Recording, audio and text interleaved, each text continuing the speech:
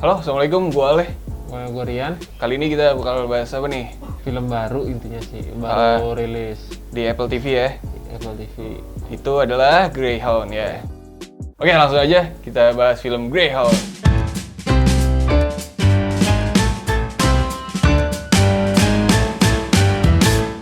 Oke, Greyhound ini rilis tahun 2020 ya, di bulan akhir Juni, awal Juli ya.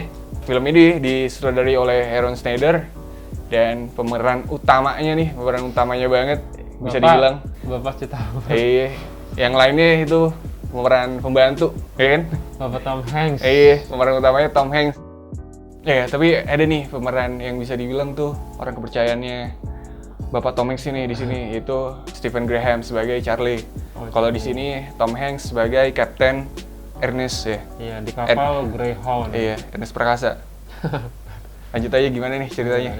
Sinopsisnya itu kurang lebih Bapak Tom Hanks ini baru diangkat sebagai kapten ya. Kapten ya kan.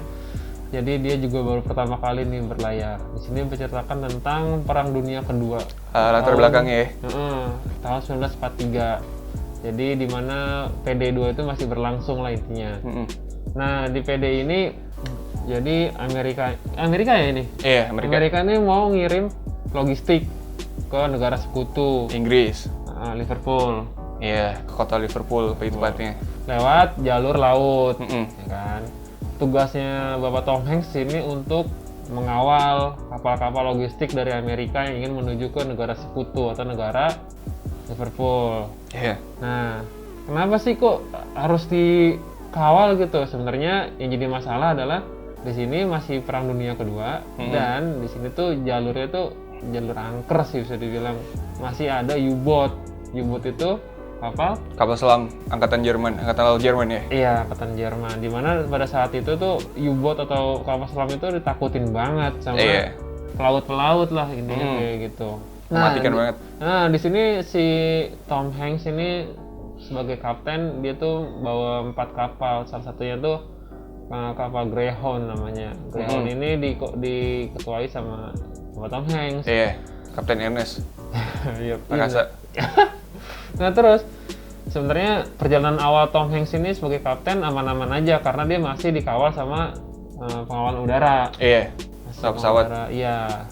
Sampai nanti di titik di mana udara udah tidak bisa lagi untuk mengawal kapal-kapalnya. Nah, saat itulah baru Bapak Tom Hanks ini sebagai kapten udah berjuang sendiri lah ibaratnya dengan pengalamannya dia lah. Setelah nanti kapal udara udah nggak ngawasin lagi, baru tuh masuk ke babak di mana benar-benar tegang banget. Menegangkan ya. Yes. Bapak Tom Hanks ini nggak berapa lama ditinggal dari kapal udara, ketemulah dengan U-boat pertama, kapal selam pertama. Di situ tuh udah mulai agak seru tuh filmnya karena ya ketemu musuh, lo mau ngapain coba? Ketemu musuh men.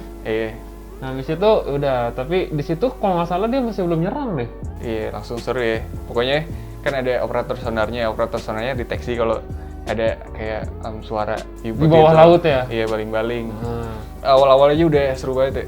Ya, sangat seru sih, udah bikin tegang sih. Nah, kita belum jelasin nih kenapa sih kok kapalnya itu tuh, kapal udaranya tuh kok nggak bisa langsung kawal aja sih terus sampai selesai gitu. Iya, karena pengawalan udara itu kan pesawat udara kan terbatas sama bahan bakarnya, jadi sampai titik tertentu aja dia bisa ngawal supaya bisa balik lagi ke base pangkalannya. Kalau dia ngawal dari awal sampai akhir nggak bisa. sampai ke bahan bakarnya nggak bisa. Nah, cukup. Makanya dibalik. Setelah lepas dari pengawalan udara tuh langsung langsung ketemu sama musuhnya. U-boat.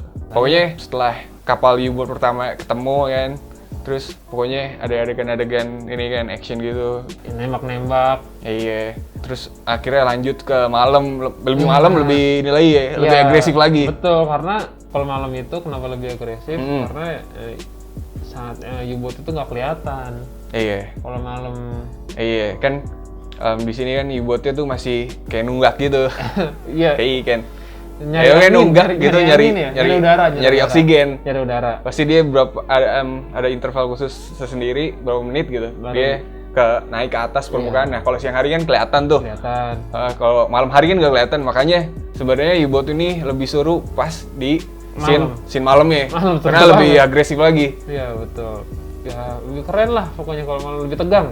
Pokoknya di film itu berapa lama gitu dijelasin sampai dia tuh bisa dapat pengawalan udara 2 lagi hari. dari 2 hari ya. 2 hari. Sampai dapat pengawalan udara dari negara pihak sekutu. Inggris. Ya kan? Negara sekutu. Sekitar udah berapa jam gitu ya. Berapa jam baru tuh si kapal Greyhound itu dapat serangan bertubi-tubi malah.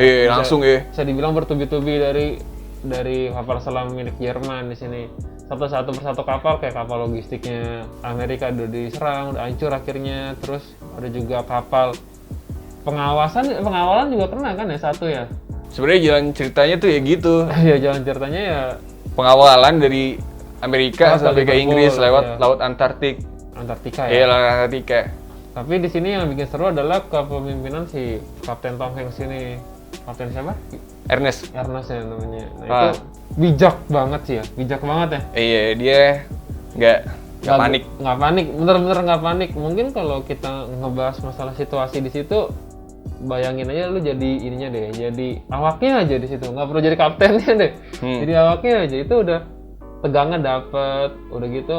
Kalau emang lu nggak berpengalaman di situ, ya bakalan habis semua amunisi. Ya kan yang gue bilang tadi kan di awal-awal tuh langsung ketemu U-boat, operator sonarnya tuh deteksi suara. Tom Hanks sih, dia dengan cerdiknya ya kan, operator sonarnya bilang kalau ini tuh ke arah sana sumber suaranya. Tapi Tom Hanks mikir nih, terus dia ngambil keputusan untuk ngambil arah sebaliknya. Berlawanan. Iya, terus beneran ketemu. Dan langsung bom air. Iya, langsung beneran. Iya bener. Itu kalau nggak salah kapal pertama langsung U-boat yang ini ya, yang pecah ya, yang hancur. Iya. Nah, taunya hancur itu ini ya, taunya hancur tuh kalau udah ada puing-puing sama ada minyak. Itu tandanya kalau misalnya udah hancur. Iya. Nah, terus serangan-serangan dari U-boat ini bisa diatasin deh, bisa dibilang ya. Karena emang Bapak Tom Hanks ini kayaknya sih udah pengalaman lah. Iya, tapi terus akhirnya yang lu bilang tadi sempat terkecoh. Yes, betul. Terkecoh itu. Iya. Jadi tuh kayak pihak Jerman atau pihak kapal selam itu kayak ngasih kayak bom air juga sih ya. Itu kan kayak cuma segini doang ya. Iya. Segini doang. Kayak pokoknya teknik pengalihannya lah. Iya, betul. Tapi soalnya dikira operator sonarnya itu baling-baling kapal selam ya. Baling atau ada torpedo ya, bukan ya? Enggak. Pokoknya kayak ada bom gitu lah ya. Kan alatnya itu kan puter-puter gitu kan. Kayak baling-baling berputar gitu. Nah, dikira operator sonarnya itu kapal selamnya, ternyata bukan. Ternyata bukan. Dan di situ tuh Thomas terkecoh dan itu dia ngeluarin hampir sebagian bom air. Iya, jadi bom airnya tinggal sedikit. Padahal tuh jarak dari pengawal udara dari sekutu masih lama banget. Masih lama. Nah, di situ tuh akhirnya si Tom Hanks dapat laporan kalau misalnya bom air kita tinggal sedikit gitu kan. Gitu. Nah, di situ lanjut lagi filmnya sampai dia itu ketemu beberapa U-boat. Iya, ini pokoknya kan U-boatnya udah tahu nih kalau ini tuh udah titik akhir lah istilahnya. Jadi U-boatnya bener-bener penghabisan juga nyerangnya. Penghabisan langsung tuh, kalau nggak salah dia langsung muncul ke ini ya, ke permukaan. Udah lagi mau terbang dia. Ke permukaan. Si kapal Greyhound ini diserang sama 2 U-boat ya dari depan sama belakang. Itu scene yang epic banget aja. Epic sih, epic banget itu. Kita perlu tahu juga kalau misalnya zaman dulu sepertinya itu torpedonya tuh belum bisa ngelok. Iya, namanya juga teknologi zaman dulu. Sonar aja belum begitu ini. Ya, takutnya mereka ngiranya kok kenapa nggak kelok gitu ya kan. Pokoknya torpedonya tuh lurus. Lurus aja, nggak bisa belok-belok. Nggak bisa belok. Simpulannya sebenarnya film datar. Maksudnya ketebak lah karena akhirnya gimana? Iya, ketebak banget sih sebenarnya. Lurus, konflik, klimaks, selesai. Sebenarnya sih kayak gitu, cuma ketebak. Tapi di sini yang bikin oke film itu pertama. Yakin seru. Ketegangannya itu dapet banget, jadi tuh perangnya tuh bener kayak real. Build ceritanya tuh, bangun ceritanya tuh nggak lama, terus habis itu langsung adegan yang menegangkan. Jadi nggak bertele-tele. Dia nggak kasih space untuk delay dulu, langsung adegan menegangkan lagi, sampai akhir. Ada film-film perang yang lain gitu, habis menegangkan terus dia nge-break dulu gitu, nge-break dulu, baru habis itu menegangkan lagi. Tapi ini menurut gue salah satu film yang epic waktu ditonton sih, untuk film versi perang ya. Iya.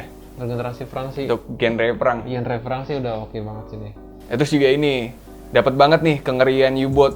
Iya, pada zaman itu. Iya, di zaman 1943. 43. U-boat tuh emang mengerikan banget zaman itu. Teknologi yang bisa ngalahin U-boat itu yaitu Kapal udara.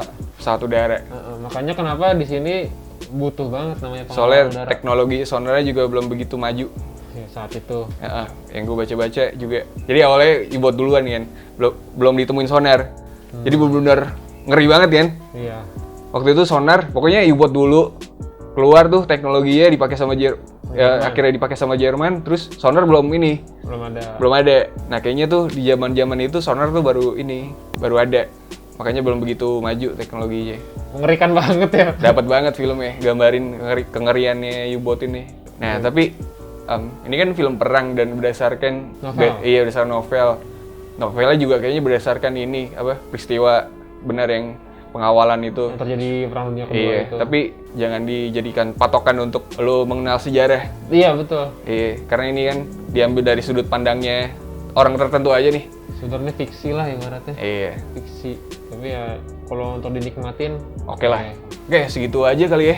Pantengin terus channel kita, channel Buff ya. Untuk ada video selanjutnya. Terus kalau kalian juga punya pandangan khusus tersendiri tentang film ini bagus atau jelek, komen aja di bawah. Dan juga misalnya ada video-video atau film yang video sama kan sudah ada film-film yang ingin kalian tanyakan untuk kita ulas, ulas lah, boleh di komen aja di bawah ya. Oke, gua Rian, gua Oleh. Ciao. Ciao.